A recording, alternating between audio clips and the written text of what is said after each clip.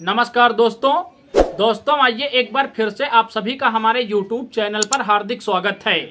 दोस्तों, जैसा कि आप लोगों ने हमारे वीडियो का थंबनेल पहले ही देखा, मैं आपसे कहूँगा आप बने रहिए हमारे चैनल पर।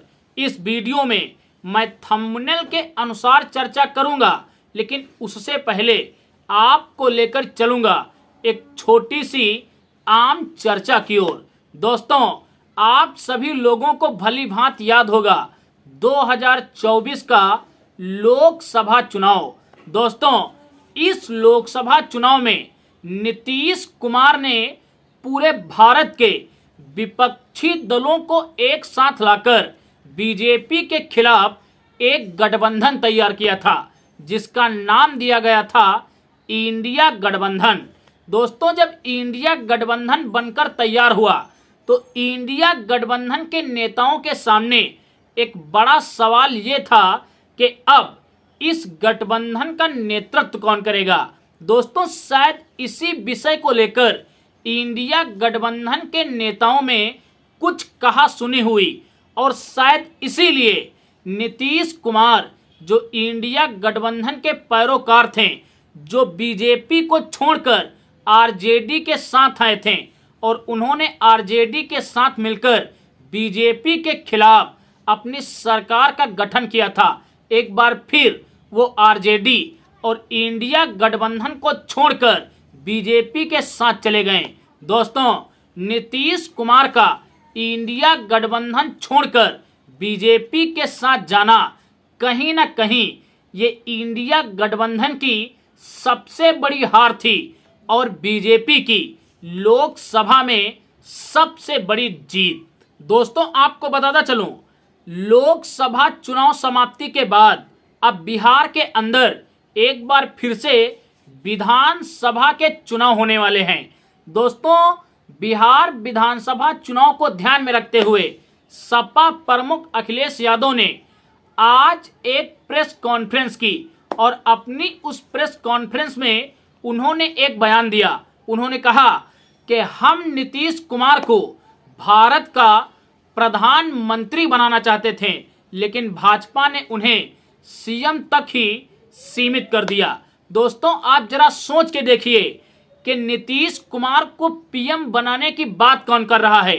वो लोग जो अपने पिता के जाने के बाद दूसरी बार अपने बल पर मुख्यमंत्री नहीं बन पाए, वो एक राज्य के सीएम को पीएम बनाने की बातें कर रहे हैं। खैर दोस्तों, ये तो एक महत्वपूर्ण चर्चा रही, जिसे अपने चैनल के माध्यम से मैंने आप तक पहुंचाना आवश्यक समझा। अब आपको सीधे लेकर चलूंगा वीडियो में मुख्य मुद्दे की ओर। दोस्तों, जैसा कि आप सभी लोग इस बात से परिचित हैं कि नवंबर के महीने में बिहार के अंदर विधानसभा के चुनाव होकर बिहार को एक नया सीएम मिलेगा, लेकिन उसको लेकर जो चुनावी तैयारियां हैं बिहार के अंदर अभी से होनी शुरू हो गई हैं।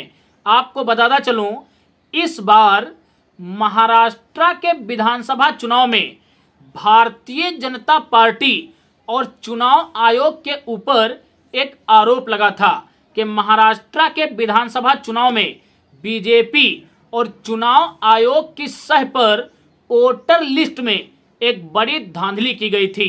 शायद अपने ऊपर लगे इसी कलंक को खत्म करने के लिए अब चुनाव आयोग बिहार के अंदर वोटर लिस्ट का पुनर्निरीक्षण करवा रहा है।